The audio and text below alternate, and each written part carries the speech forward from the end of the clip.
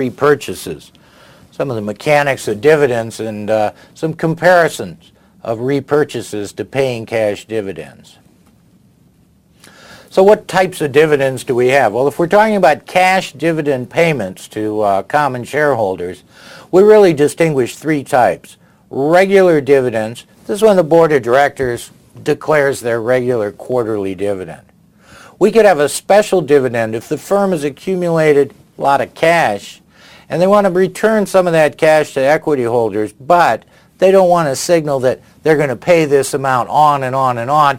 They designate that a special dividend. And then a liquidating dividend is return of cash to the shareholders in the event of liquidation of the company. Increase the book value per share of our remaining shares.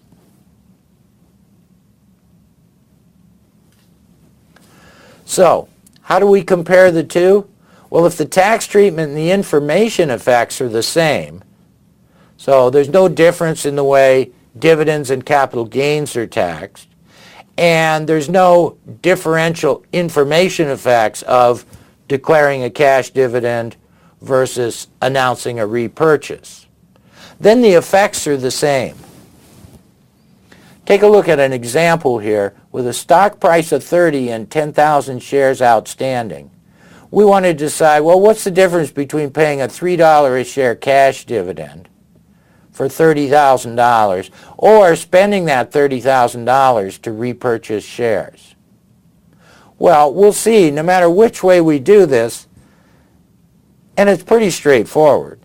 The remaining value of the shares is the same. Why? We've returned $30,000. That's all that went on. So if we look at the cash dividend, the stock price is going to fall to 27 if we pay a $3 a share dividend. And the market value of our equity be $270,000. If we repurchased 1,000 shares for $30,000, shares outstanding decreased to 9,000. And now the market value of our equity is $270,000.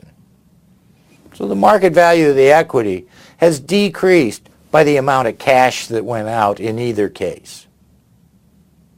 Now, one last point I want to cover. We looked at repurchases using borrowed funds. What if we used surplus cash rather than borrowed funds?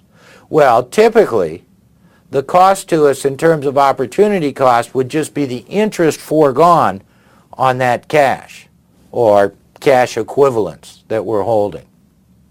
So that would typically be below the earnings yield. And so then we would get an increase in our earnings per share.